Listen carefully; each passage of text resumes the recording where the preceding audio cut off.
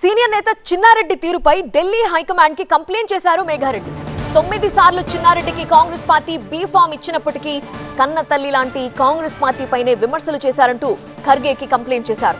పార్టీకి ద్రోహం చేస్తున్న చిన్నారెడ్డిని పార్టీ నుండి సస్పెండ్ చేయాలని ఆయన కోరుతున్నారు. సీఎల్పీలో మాట్లాడిన ఎమ్మెల్యేలతో తాను ఏకీభవిస్తున్నానని అన్నారు. ఆయన ఇంకా ఏమన్నారు మా బ్యూరో చీఫ్ గోపి వివరిస్తారు. చిన్నారెడ్డికి సంబంధించిన ఫిర్యాదు చేయడం జరిగింది.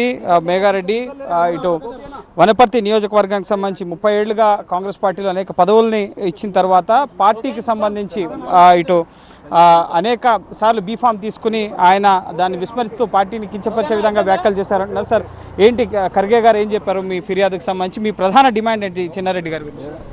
చిన్నారెడ్డి గారి గురించి కాంగ్రెస్ పార్టీలో ఉంటూ కాంగ్రెస్ పార్టీలో 42 సంవత్సరాలు సీనియర్గా ఉంటూ కాంగ్రెస్ పార్టీ ఆయనకి ఏం తక్కువ చేయలే.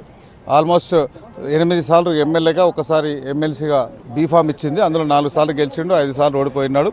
దాని తర్వాత ఇప్పుడు కూడా బీఫామ్ ఇవ్వకపోయినా ప్లానింగ్ బోర్డు వైస్ చైర్మన్ ఇచ్చి క్యాబినెట్ ర్యాంక్ ఇస్తే ఆయన కాంగ్రెస్ పార్టీ అధిష్టానం మీద, కాంగ్రెస్ పార్టీ పెద్దల మీద, మా మీద, కాన్స్టిట్యూన్సీలో మా మీద అనుచిత వ్యాఖ్యలు చేసిండు. కాబట్టి అవన్నీ రిపోర్ట్స్ ఇచ్చి అంతకుముందు ఆయన ఏం చేస్తున్నాడు, బీఆర్ఎస్లతో ఎట్లా అక్రమ సంబంధాలు పెట్టుకుంటున్నాడు, ఏం చేస్తున్నాడు, అవన్నీ డీటెయిల్స్గా మా ఏఐసిసి అధ్యక్షుల వారికి ఇచ్చినాం.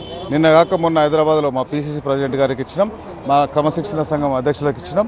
ఢిల్లీలో ఈరోజు కేసీ వేణుగోపాల్ గారికి, మీనాక్షి గారు కూడా ఇవ్వడానికి వచ్చినాం. పార్టీతో లేరా ఆయన? పార్టీ వ్యవహారాలకు సంబంధించి పార్టీ నేతలందరితో మీతో అంత సఖ్యతో లేరా ఆయన? పార్టీతోన ఎవరితోనో సంబంధం లేదు. వనపర్తిలో అయితే కాంగ్రెస్ పార్టీ కూడా నాతో వచ్చిన దాదాపు 32 మంది వచ్చినారు. ఒక ఫ్లైట్ లేట్ అయింది, ఒక ట్రాఫిక్ ఉంది, అందరు వెనకాల ఉన్నారు. ఇప్పుడు ఇక్కడ ఉన్న వాళ్ళంతా senior Congress municipal chairman, block Congress మండలి అందరూ ఉన్నారు. వీళ్ళందరూ భుజాల మీద మోసినారు. వీళ్ళని ఎవరిని పట్టించుకోకుండా వేరే వాళ్ళతోన బీఆర్ఎస్ల కోసం తిరుగుతున్నాడు. దాంతోపాటు ఈ అనుచిత వ్యాఖ్యలు చేసినందుకు ఆయన మీద సీరియస్ యాక్షన్ తీసుకొని మేము రికమెండ్ చేస్తాం. కొండా సురేఖ కుమార్తె చేసిన వ్యాఖ్యల పట్ల ఆమెను బర్తరఫ్ చేయాలని చెప్పి మెజారిటీ అంటే ఎమ్మెల్యేలు, ఎమ్మెల్సీలు ఈరోజు ప్రెస్ మీట్ పెట్టారు. మీరు దాన్ని సమర్థిస్తారా? ఎస్, 100%. మా ఎమ్మెల్యేలు, మా గౌరవ ముఖ్యమంత్రి గారి మీద ఎవరు ఏం మాట్లాడినా అది తప్పే.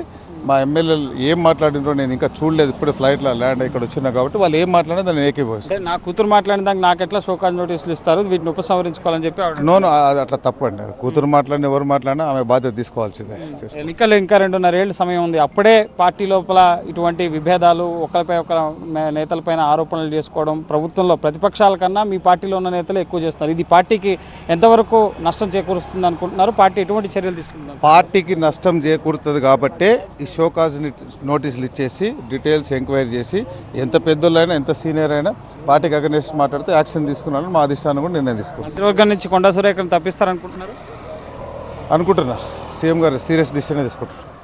Thank you sir. ఇది ముఖ్యంగా కొండా సురేఖ విషయంలో పార్టీ సీరియస్గా వ్యవహరించే అవకాశం ఉందని చెప్పి అంటున్నారు. ముఖ్యమంత్రి చాలా సీరియస్గా ఉన్నారని చెప్పి అంటున్నారు. అలాగే మల్లికార్జున ఖర్గేకి ఇటు వనపర్తి వ్యవహారానికి సంబంధించి, చిన్నారెడ్డికి సంబంధించిన అంశాలపైన పూర్తి స్థాయి నివేదికను సమర్పించాం. దీనికి సంబంధించిన పూర్తి వివరాలు తెప్పించుకుని చర్యలు తీసుకుంటా అని చెప్పి చెప్పారని చెప్పి మేఘారెడ్డి చెప్తున్నారు. సో చూడాలి మరి పార్టీలో ఉన్న ఈ అంతర్గత విభేదాలు, ఈ సమస్యలు ఎప్పటికీ సమసిపోతాయి. అలాగే ఎటువంటి వ్యాఖ్యలు చేస్తున్న నేతలపైన అధిష్టానం ఎటువంటి నిర్ణయం తీసుకుంటుందనేది మనం వేచి చూడాలి. కల్పన రమేష్, గోపికృష్ణ, టీవీ9 న్యూఢిల్లీ.